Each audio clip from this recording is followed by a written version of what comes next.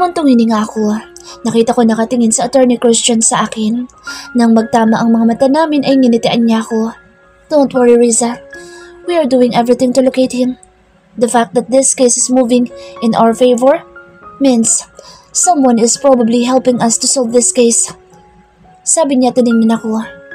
I don't want to say this to give you false hopes or something, but we all believe that Justin is helping us all this time. Seryosong sabi niya at nginitian ako. Sunod-sunod na napalunok ako para pigilan ang namumuong luha sa gilid ng mga mata ko. Ito ang unang beses na binigyan ako ng assurance ni Attorney Christian at sa hindi malamang dahilan, parang nawala lahat ng pangamba ko at napalitan iyon ng pag-asang isang araw ay babalik si Justin na ligtas sa piling namin na Zion. Ano na naman yan, Christian? Aga-aga pinapaiyak mo si Riza. Sabay kaming napaangat ng tingin kay Sofia. Nang magsalita ito, karga-karga niya si Cyrus na nakatingin agad kay Attorney Christian at iniaabot ang dalawang braso. Sofia, at saan ka natulog kagabi ha? Nalingon ko sa Attorney Christian na napapahilamos ng palad sa muka.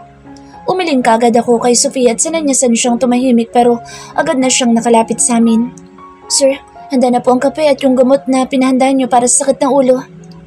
Napatingin kami na Sofia na sumilip ang isang kasama ni Attorney Christian na bumaba kanina. Masakit ang ulo mo? Don't tell me, Christian. Nag-inom ka buong magdamag? Hindi niya na naituloy ang sinasabi dahil biglang umiyak si Cyrus. Agad namang tumayo si Attorney Christian at akmang kukunin nito ang anak pero inilayo iyon kaagad ni Sofia. Agad na lumapit na ako sa kanya dahil mukhang hindi na naman mapipigilan ang pang-aaway niya sa asawa. Kinuha ko si Cyrus mula sa kanya matapos kong ikwento ng pahapyaw ang binalita ni Attorney Christian tungkol kay Justin. Kagat-kagat niya ang ibabang labi na lumapit sa asawa at tinabihan nito sa couch. Nangingiting lumakad ako palayo sa kanila para puntahan si Zion sa itaas. 2 linggo matapos ang insidenteng iyon ay 3 buwan na sa Zion. Kahapon pa lang ay tumawag na ang parents ni Justin na pupunta sila dito ngayon. Kaya buong umaga kaming abala sa paghahanda para sa simpleng salo-salo mamayang hapon. Nagsabi din na pupunta ang mga kaibigan nilang sina Troy at Attorney Leonard at mukhang isasama nito ang asawa at ang baby nito. Before lunch ay dumating sina Lolo at Lola kasama ang parents ni Justin. Kasunod nila ay si Troy at 1 oras matapos kaming kumain ng lunch ay dumating naman sina Attorney Leonard kasama ang asawa at anak nito.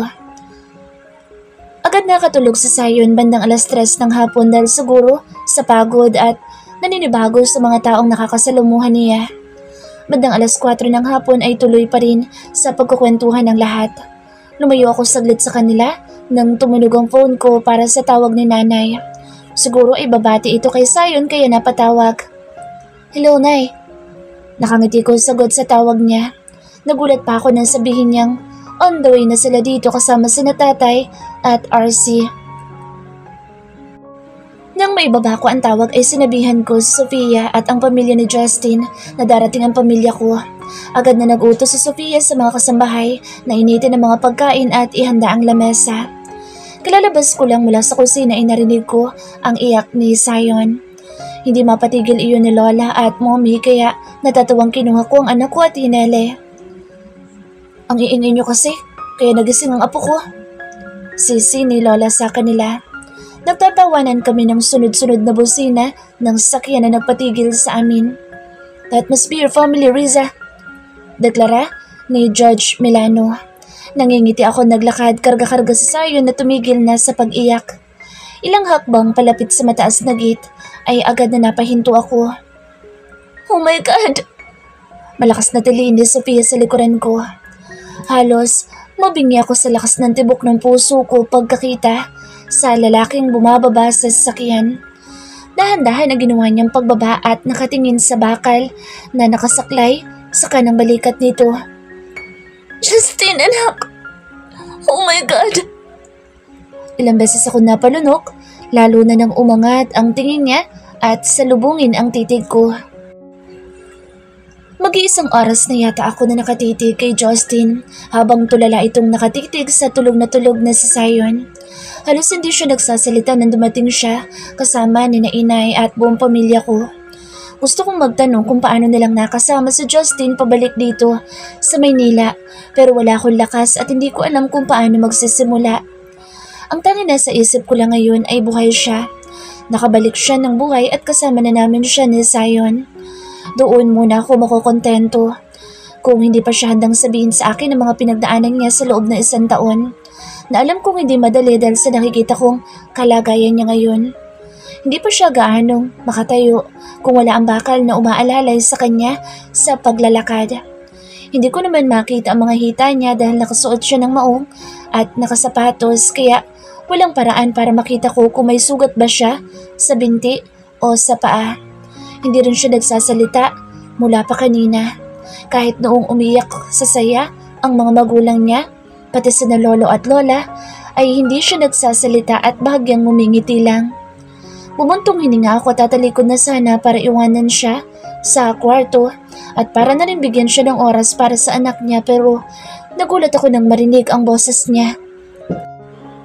Honey, tawag niya sa akin. Kahit na sobrang hina nun ay sobrang linaw naman nang naging dating sa akin. Hindi ako makahinga at sobra-sobra rin ang paninikip ng dibdib ko nang muling marinig ang boses niya at ang ginawa niyang pagtawag sa akin. Nakailang beses na lumunok ako para pigilan ang tuluyang pamumuo ng mga luha sa gilid ng aking mga mata. Sagot ko na halos umal na lang dahil hindi ko magawang ibuka ang bibig ko para magsalita. Masyadong matindi ang emosyong nararamdaman ko sa mga oras na yun at mukhang ako naman ang hindi makapagsalita. Hindi ako lumingon at nanatili lang na nakatalikod sa kanya habang hinihintay ang sasabihin niya pa. Did you have a hard time giving birth to him? Rinig kong tanong niya, kaya lalo lang bumigat ang dibdib ko at tuluyan ng bumalong ang mga luhang kanina ko pa pinipigilan mula nang marinig kong tawagin niya ako. Parang biglaan ako nakaramdam ng sobra-sobrang pangungulila sa kanya. Ngayon na tinatanong niya ako kung nahirapan ba ako noong mga panahong ipinagbubuntis ko sa Zion nang ipinanganak ko siya. Tuluyan na ako napaiyak nang narinig ko ang mga yabag niya palapit sa akin. Ilang beses na pinigilan ko ang paghikbi ko pero hindi ko na kinaya iyon, lalo na magsimula siyang yakapin ako mula sa likuran. Tuluyan na ako napahagulhol nang humigpit ang yakap niya sa akin. Narinig ko mahinang halakak niya, kaya napatigil ako sa pag-iyak at hindi makapaniwala na hinarap siya. Natulala ako nang makitang nangingilid ang mga luha niya pero nakangisi siya sa akin. Anong nakakatawa? Pasuplada kong tanong habang nagpupunas ng mga luha. Umiling siya at sa pag-iling niya ay tuluyan na nagbagsakan ang mga namumuong luha sa mga mata niya habang nakangiti pa rin. I can't believe I am hugging you right now. This is true, right? Nasa harapan na talaga kita, di ba? Humihigbing tanong niya na hindi na rin mapigilan ang tuloy-tuloy na pag-agos ng mga luha sa mga mata. Dahil doon ay sunod-sunod na naman ang pagtulo ng mga luha sa mga mata ko. Pakiramdam ko ay pareho kami ng nararamdaman ng mga oras na iyon. Pareho naming hindi mapigilan ang emosyon kaya naiiyak na lang kami. Tell me, honey, I am not dreaming, right? This isn't just a wonderful dream, right? Cause if it is, I don't want to wake up. Please don't wake me up. Humahangos na pakiusap niya at agad na niyakap ako ng mahigpit. Umiling ako habang tinutugon ang mahigpit niyang yakap. Hindi, Justin. Hindi ka nananaginip lang. Sabi ko habang patuloy pa rin sa pagtulo ang mga luha ko habang nararamdaman ang paghikbi niya. Ilang sandali pa kaming nanatiling magkayakap bago ako kumalas dahil tuluyan ang nahimas-himasan. Nagkatinginan kami at kitang-kita ko ang pagbaba ng mga tingin niya sa mga labi ko. Ilang beses na napalunok ako at nag-init ang mga pisngi dahil sa nakikita kong ginawa niyang pagdila sa ibabang labi niya habang nakatitig sa mga labi ko. Prove to me that this isn't just a dream. Bulong niya kaya lalo ako napalunok at tuluyan na nag-init ang mga pisngi. Nang muling umangat ang tingin niya sa akin ay kinilabutan ako sa nakikitang pagnanasa sa mga mata niya. Nakita ko na ang ganoong tingin ni Justin noong unang beses na inangkin niya ako. Tuluyan ang kumabog ang dibdib ko at napapikit ng mariin nang bumaba ang mukha niya at sinalubong ang mga labi ko. Ramdam na ramdam ko ang pinaghalong pagkasabik at pag-iingat sa mga halik niya. Ang dalawang braso niyang nakayakap sa katawan ko ay naramdaman kong sumalo sa magkabilang pangako, dahilan para mas mapalalim pa niya ang halik na ginagawa sa akin. Halos kapusin na ako ng hininga dahil sa sobrang tagal at lalim ng mga halik na ginawa niya. Nang hindi na siya nakontento, ay walang babalang itinulak niya ako pahiga sa kama at agad na umibabaw sa akin. Pulang-pula ang labi niya habang medyo naghahabol pa ng hininga. John, I miss you so much. This is real. I am not just dreaming. Damn it. Mahinang mura niya at agad na bumaba ang mga labi para muling angkinin ang mga labi ko. Justin's personal voice. Attorney Milano? I was interrupted by someone when I was about to make a call. Kanina pa kami nakarating dito sa venue ng seminar at hanggang ngayon ay sobrang hina ng signal dahil sa nagbabadyang sama ng panahon. Kahit ang text message ko kay Riza ay hindi magawang ma-send dahil sa pawala-walang signal habang paakyat ako ng Baguio. I heard in the news that there is going to be an upcoming typhoon which will land in the province that is just near here. Ibinaba ko ang phone ko na kung hindi ako aakyat sa mas mataas na lugar ay hindi makakasagap ng signal para makatawag kay Riza. Judge Ventura? Kunot noong tanong ko nang makilala ang lalaking lumapit sa akin. I did not expect that I would be meeting him here. Matagal siyang nawala. I didn't even know that he's already back. Nakita ko luminga pa siya sa paligid bago tuluyang nilapitan ako. Ngayon ko lang napansin na hindi siya nakabihis na mukhang kasama sa seminar na ito. In fact, he looked rugged. Nakasuot din siya ng kulay itim na baseball cap at ang muka ay balbasarado. The only features that were so noticeable about him was his eyes. Ang mata niya ay natural na kulay blue dahil mayroong dugong banyaga. I've heard about what happened to Christian. Yun agad ang bungad niya nang makalapit sa akin. Kumunot ang noo ko at inisip kung paano niyang nalaman ang tungkol sa pagkakabaril kay Christian. Tumangutango ako nang maisip na baka close sila dahil best friend ng kuya ni Christian itong si Judge Ventura.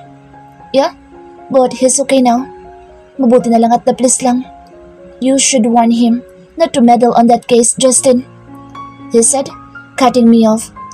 Kumunot ang noo ko dahil sa sinabi niya at agad na napasinghap nang agad na makuha ang ibig niya sabihin. Tumango siya at may kinuhang kung ano sa bulsa. Nang ilabas nito iyon ay nakita kong isang fountain pen iyon na kulay gold. Tumingin muna siya sa akin bago inabot sa akin ng pen. What is it? Tanong ko at iniabot ang pen sa akin niya. This is the reason why I've been hiding for almost 5 years, Justin. It was connected to the case that Steven have won. Tumatangong sabi niya at agad na nag-iwas ng tingin sa akin. And it was also the reason why he was killed. Habol niya pa at napatiimbagang. May narinig kami mga yabag palapit kaya nakita ko ang pagpapanik sa mga mata niya bago muling tiningnan ako. Give this to your father. Christian won't be able to solve this case alone. I have also addressed some prosecutors and detectives who can help him solve this case. Mariin ngunit mahinang sabi niya habang tumitingin pa rin sa paligid. Why is my father, Judge Milano, can answer all your questions, Justin. Sa ngayon, mag-iingat kayo ni Christian. You cannot just trust anyone. Hindi simple mga tao lang ang kalaban natin. I knew that something was off when Steven handled this case. Kung napigilan ko lang sana siya, ay hindi sana. He trailed off. Kitang-kita kong pagiging miserable sa mga mata niya habang sinasabi at inaalala ang nakaraan. Napalunok ako at tumango nang tapikin niya ang balikat ko. You never saw me here, okay? He said before totally leaving me. Isang tingin ko pa lang sa fountain pen na ibinigay niya ay alam ko na agad na spy pen iyon na merong recorder. Humigpit ang kapit ko doon at agad na itinago sa bulsa nang marinig ko ang boss ni Jonathan Villaluz. "Why are you still here, attorney?" Tanong niya. Ipinakita ko ang phone ko sa akin niya. "I was trying to call my girlfriend." Simpleng sagot ko at saka humakbang sa hindi kalayuan para tawagan si Riza. Hindi ganoong kalakas ang signal pero kayang-kayang gumamit ng data kaya sinadya ko mag-video call na sa kanya. Pero sa kalagitnaan ng tawag ay may narinig akong putok ng baril sa di kalayuan kung saan nakita kong dumaan si Judge Ventura. Halos hindi ko na narinig ang sinabi ni Riza dahil ang isip ko ay agad napunta sa pinanggalingan ng putok. It was inside the hotel. Shit!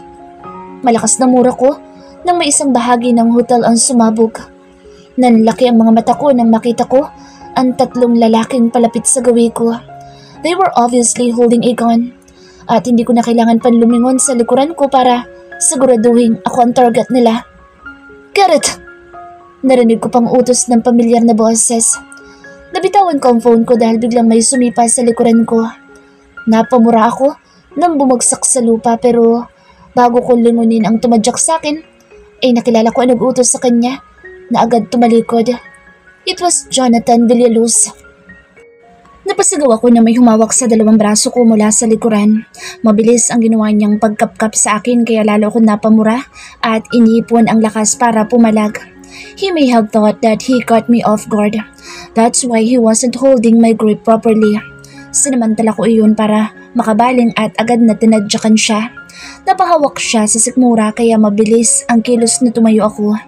Nanlaki ang mga mata ko nang mabilis na dumukot siya ng baril at agad na itinutok iyon sa akin. I moved as fast as I could but failed to run because I felt my leg become numb. Shit! He shot me on my right leg which made me fall on the ground. Halos mapasigaw na ako nang sa konting galaw ko lang ay halos mahilo ako dahil sa sobrang sakit na nararamdaman sa gawing binti ko. Isang putok ng baril ang muling narinig ko at nakita kong humando sa lupa ang lalaking bumaril sa akin. Tulong! I managed to utter when I saw someone run towards him. Masyado na akong nahihilo kaya halos hindi ko na maaninag ang kung sinong bumaril sa lalaki. The whole place was starting to get foggy. Sa nalalabong mga mata ay nakita kong lumapit ang lalaking iyon sa gawi ko.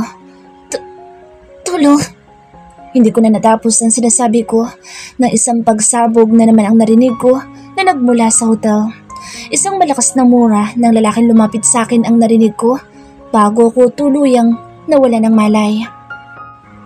I woke up in a very unfamiliar room.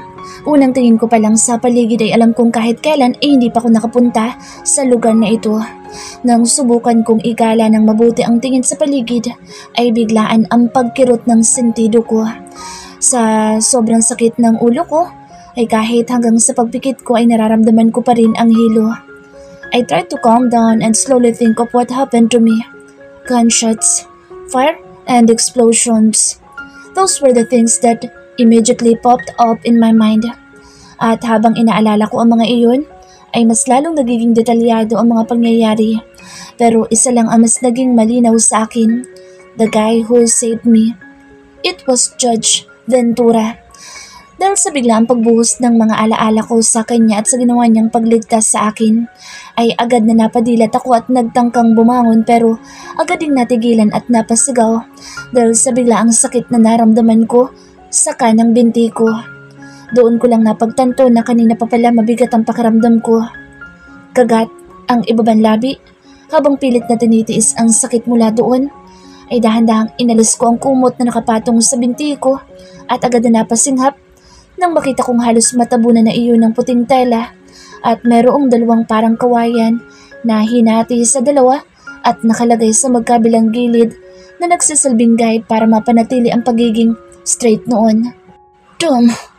Mahinang mura ko nang maramdaman ang lalong pagkirot ng binti ko at sa paggalaw ko ay kumirot din ang kaliwang balikat ko na ngayon ko lang din nakita na merong benda. Napapikit ako nang maalalang nadaplisan din ako ng bala doon habang tumatakas kami ni Judge Ventura sa kamay ng mga tao ni Jonathan Villaluz. Napatiimbagang ako nang maalala siya. I found out that he was the one who killed Attorney Steven Wang. Kung alam ko lang na nasa harapan ko na at matagal nang nasa paligid ko ang taong pumatay sa kuya ng kaibigan kong si Christian, ay matagal ko na sana siyang inaresto. Judge Ventura said that he was also the one who took his dad's life matapos nitong malaman na isang illegal transaction ito sa ibang bansa. Jonathan didn't want his adoptive father to get in his way. That's why he tried to negotiate with him. But Mr. Villaluz was very tied to his decision. Gusto niyang habang maaga pa ay ilayo ang anak niya sa maraming krimen at malaking sindikato na kinasasangkutan nito at bigyan ng pagkakataong magbago at ayusin ang buhay. But Jonathan was to emerge with all the crimes they were into. That's why he can't stop. At dahil sa kagustuhan niyang hindi na iyon maging sagabal sa kanya, ay pinili niyang patahimikin ang ama para lang maipagpatuloy ang nasimulan. Jonathan Villaluz is now involved with the biggest syndicate that is run by the former mafia member in India. The Indian Mob is the biggest Indian organization which has very solid members. Most of the members are well-known businessmen, actors or actresses, lawyers, prosecutors, and politicians. Judge Ventura also stated that the current leader of this said organization is said to have a solid connection to one of the mafia's bosses. Kahit si Judge Ventura ay hindi pa rin kilala ang leader ng Indian Mob. The last person who investigated the case was killed, and that was Christian's late brother. Judge Ventura was also speculating that Steven might have known the identity of the leader. That's why they silenced him. Kung totoo ang speculation ni Judge Ventura, paniguradong may alam si Christian tungkol doon. Kaya ganoon na lang ang ginagawa niyang pag-iimbestiga sa naging pagkamatay ng kapatid niya. Napalunok ako na maisip na paniguradong matagal nang alam ni Christian ang lahat at hanggang ngayon ay hindi siya matahimik hanggat hindi nabibigyan ng hustisya ang pagkamatay ng kuya niya. Halos tumagaktak ang pawis sa noo ko nang muling gumalaw para subukang tingnan ang kaliwang paa ko. Nakahinga ako nang maluwag na makitang walang banda iyon, bukod sa ilang mga bondage na nakadikit. Sinubukan kong gumalaw para tumayo at hanapin si Judge Ventura pero lalo lang sumakit ang kanang binti ko kaya agad na napasigaw ako nang bumagsak muli sa kama. Sunod-sunod na mga yabag ang narinig ko at ilang sandali lang ay bumukas na ang pinto ng kwarto kung saan ako nagising. Isang binatilyo ang nakita kong pumasok sa kwarto at agad na namilog ang mga mata nang makita ang ayos ko. "Tatang!" Sigaw nito at merong sinabi mga salitang hindi ko maintindihan dahil hindi iyon Tagalog. Palagay ko ay Ilocano iyon dahil hindi naman bago sa akin ang salitang ginamit niya. Hindi nga lang ako nakakaintindi pero base sa reaksyon niya ay mukhang ipinaalam niyang gising na ako. "Sino ka?" Tanong ko sa binatilyo niyang magtamang muli ang paningin namin. Anak po ko ni..."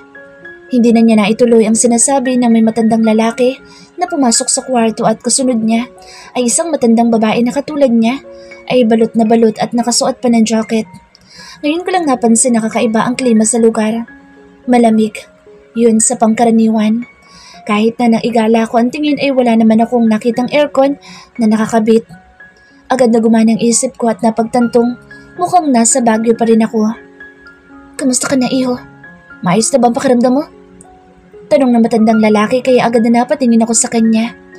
Ang babaeng katabi niya ay nakahawak sa braso niya habang nakamasad sa akin.